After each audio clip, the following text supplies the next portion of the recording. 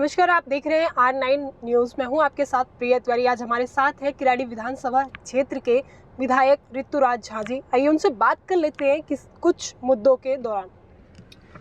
नमस्कार सर। नमस्कार सर, जैसे कि MCD अब 3 एक कर दी गई है, इससे क्या फ़र्क पड़ता है आप पार्टी के ऊपर, आपकी क्या राय है?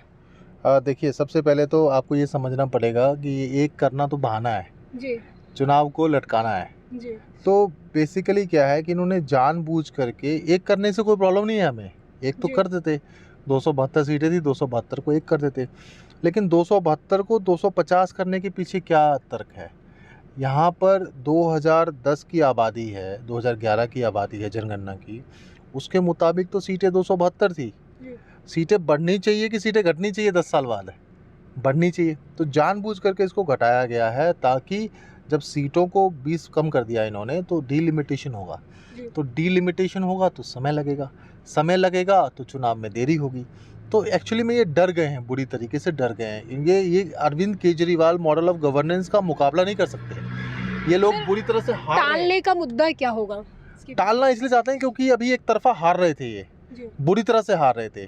तो अब इनको समय मिल गया है कुछ हरकतें करने की और कुछ वो करने की। तो अभी जनता ने पूरा मूड बना रखा था कि इनको इस बार हटाना है।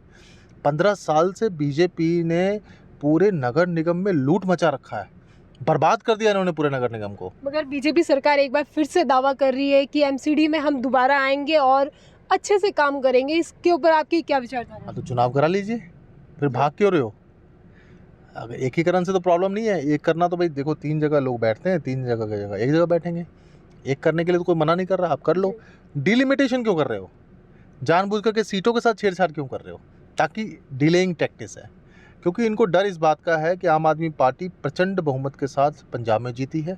अब गुजरात का चुनाव है, हिमाचल का चुनाव है। अगर आम आदमी पार्टी प्रचंड बहुमत के साथ निगम में आ गई तो गुजरात भी हारेंगे, हिमाचल भी हारेंगे।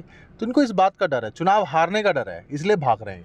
जी, जैसे कि सर अभी आपने बताया कि पंजाब में आप पार्टी जीत का झंडा लहरा चुकी है और दिल्ली में भी एक बार फिर से लहराएगी। पर अब जो है आगे चुनाव आने वाले हैं गुजरात के, वहाँ पे भी क्या जीत का झंडा इसी तरीके से लहराएगा जैसे पंजाब में लहराया है? देखिए, आप एक बात को समझिए कि केजरीवाल मॉडल ऑफ गवर्नेंस एक उम्मीद पैदा करता है। जी। एक उम्मीद पैदा करता है एक महिला में कि महिला सुरक्षा होगा, महिलाओं को बेनिफिट्स मिलेगा, बिजली मिलेगी, पानी मिलेगी, घर के खर्चे कम होंगे। महंगाई कितनी हो रही है, बेरोजगारी कितनी हो रही है। आज आप सोचो कि कोई देश में एक नेता है जो आपके जेब में 10,000 की बचत कर रहा है। कैसे कर रहा है? जब वो बसें फ्री करता है, जब वो बिजली फ्री करता है, जब वो पानी फ्री करता है, जब वो आपको 1,000 रुपया महीना देता है ना?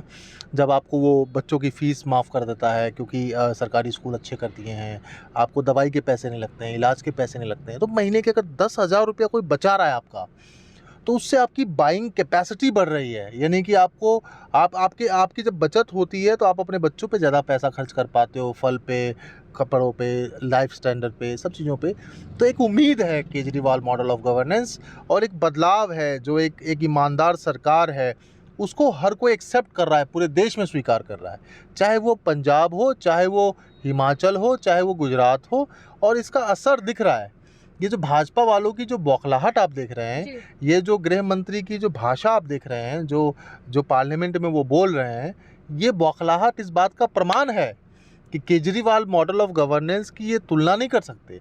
क्योंकि इनके पास क्या है? धर्म के नाम पर बात करना, धर्म के नाम पर राजनीति करना, धर्म के नाम पर नफरत पैदा करना, लड़वाना।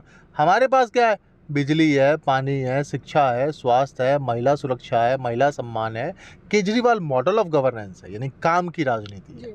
ये अंतर सर, जैसे कि दिन प्रतिदिन महंगाई बढ़ती जा रही है और बीजेपी सरकार दावे बड़े बड़े कर रही है कि हम ये करेंगे वो करेंगे, तो ये महंगाई का मुद्दा कब तक खत्म होगा? मैं आपसे वही तो कह रहा हूँ कि महंगाई एक बहुत बड़ा मुद्दा है। महंगाई कंट्रोल करने की जिम्मेदारी केंद्र सरकार की है, वो तो वो करते नहीं। बेरोजगारी आज सबसे बड़ा मुद्दा बना हुआ है, अर्थव्यवस्था सबसे बड़ा मुद्दा बना हुआ है, उसको तो ठीक करते नहीं है। तो खाली 15 बार कपड़ा बदलने से, इस महंगाई से क्या तुलना कर सकते हैं हम कि आने वाले समय में श्रीलंका जैसा हाल यहाँ पे भी होगा? देखो, मैं तो इस बात में नहीं कहना चाहता कि श्रीलंका जैसा हाल होगा कि पाकिस्तान जैसा हाल होगा। मेरे कहने का मतलब है कि हालत बहुत ख़राब है और इसको ठीक करने के लिए ही तो लोग केंद्र सरकार को चुनते हैं। केंद्र का क्या काम है? केंद्र का काम है एक्सटर्नल अफेयर्स, केंद्र का काम है हमारा डिफेंस, केंद्र का काम है कम्युनिकेशन, केंद्र का काम है इंटरनल सिक्योरिटी, केंद्र का काम है महंगाई कंट्रोल करना, केंद्र का काम है कि लोगों का जो ट्रांसपोर्टेशन है वो ठीक हो सके, कम्युनिकेशन ठीक हो सके, महंगाई कंट्रोल हो सके, अर्थव्यवस्था ठीक चले, रोज़गार उत्पन्न हो, उसके लिए माहौल कैसे बनाया जा सके, यही तो काम है। ये वो नहीं करते, 15-15 लाख का सूट पहनते हैं, खाली गप्पे मारते हैं और कुछ नहीं करते हैं। कुछ डिलीवर भी तो करके दिखाइए। सर, विपक्ष का मुद्दा है कि दिल्ली सरकार जो है, जो विकास के पैसे हैं उसको बैनर और पोस्टर पे लगाती है, तो ये कहाँ तक सच है? अच्छा एक बात बताइए, आज आप स्कूटी से, मोटरसाइकिल से, किसी भी चीज़ से हिंदुस्तान के किसी भी पेट्रोल पंप पे चले जाओ, किसकी फ़ोटो लगी है? आप किसी भी चौराहे पे चले जाओ, किसी भी शहर के अंदर किसकी फ़ोटो लगी है? दीवार पे सबसे ज़्यादा फ़ोटो किसकी लगी है? आप एयरपोर्ट चले जाओ, किसकी फ़ोटो लगी है? आप रेलवे स्टेशन चले जाओ, किसकी फ़ोटो लगी है? हिंदुस्तान के अंदर में टैक्स पेयर का पैसे का सबसे ज़्यादा बर्बादी कौन नेता कर रहा है, एक बच्चे को भी पता है। हम लोग तो स्कूल का प्रचार करते हैं, अस्पताल का प्रचार करते हैं, मोहल्ला क्लिनिक का प्रचार करते हैं। देखिए, एडवर्टाइजमेंट का मतलब क्या होता है कि जो भी जन कल्याण की पॉलिसीज़ है, जो नीति है, उसको जनता तक पहुंचाना भी सरकार का कर्तव्य है। मान लीजिए हमने आपके बेनिफिट के लिए कोई पॉलिसी बनाई है ना, अब उस पॉलिसी का बेनिफिट आपको तब मिलेगा ना जब उसकी जानकारी होगी, तो उसका प्रचार करना भी हमारा काम है ना। हम तो जन कल्याण नीतियों का प्रचार जन कल्याण के लिए करते हैं, वो किस लिए करते हैं? आप देखिए, सिलेंडर लेकर के हर पेट्रोल पंप पे खड़े थे, फिर मास्क पहन के खड़े हो गए, तो हर पेट्रोल पंप पे, हर रेलवे स्टेशन पे, हर एयरपोर्ट पे कहीं चले जाओ तो वही है कि उल्टा चोर कोतवाल को डांटे।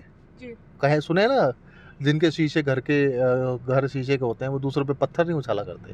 पहले अपना एडवर्टाइजमेंट तो देख लो, पहले उसका तो कॉस्टिंग देख लो जो तुम दूसरे की बात कर रहे हो। इनको डर लग रहा है क्योंकि ये मुकाबला, देखिए पप्पू का, ये गप्पू जो है ये मुकाबला पप्पू से तो कर सकता है, पर ये विजय दीनानाथ चौहान से नहीं कर सकता, यानी केजरीवाल से नहीं कर सकता है, इसलिए डर लग रहा है इनको।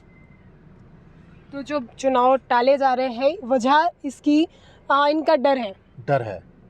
डर के आगे जीत है है ना सर। जैसे कि आगामी चुनाव भी टाल दिए गए हैं, इसमें आप पार्टी को कहाँ देखते हैं और कितना फर्क इस पे पड़ रहा है? देखिए, आम आदमी पार्टी की विचारधारा को समझिए। आम आदमी पार्टी एक कट्टर देशभक्तों की पार्टी है। आम आदमी पार्टी कट्टर ईमानदारों की पार्टी है। आम आदमी पार्टी इंसानियत को सबसे ऊपर रख करके चलने वाली पार्टी है।